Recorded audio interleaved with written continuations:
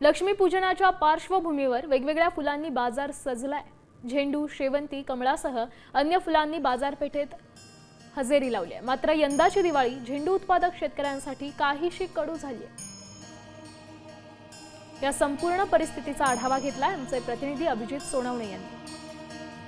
दिवाळीचा आजचा अत्यंत महत्त्वाचा दिवस आहे। आज लक्ष्मीपूजन आहे आणि आज लक्ष्मीपूजनाच्या पार्श्वभूमीवर नाशिकच्या गोदा घाटावर वेगवेगळ्या फुलांनी बाजारपेठा ज्या आहेत त्या सजलेल्या आपल्याला बघायला मिळतात। मी आता नाशिकच्या फुलांच्या मार्केटमध्ये आहे आणि अगदी झेंडूची फुलं असेल, शेवंती असेल, कमळ असेल अशा वेगवेगळ्या प्रकारच्या फुलांनी आजची बाजारपेठ जी आहे ती या ठिकाणी पूर्णपणे बहरून गेलेली आपल्याला बघायला मिळेल। अगदी भारतीय संस्कृतीमध्ये पूजा करताना फुलांना विशेष असं महत्त्व असल्यामुळे दरवर्षी दिवाळी असेल, लक्ष्मीपूजनाच्या दिवशी बाजारात मोठ्या प्रमाणात फुलं दाखल होत असतात आणि या ठिकाणी फुलांना मागणी देखील यंदा मोठ्या प्रमाणात वाढलेली आहे। त्यामुळे फुलांची मोठ्या प्रमाणात आवक सध्या बाजारपेठेत झालेली आपल्याला बघायला मिळेल। मात्र किमतीचा विचार केला तर मागच्या वर्षीच्या तुलनेत यंदा झेंडूच्या फुलांचे भाव जे आहे ते पडलेले बघायला मिळतात। कॅमेरामन प्रवीण काळबांडेसह अभिजित सोनवणे, साम टीव्ही,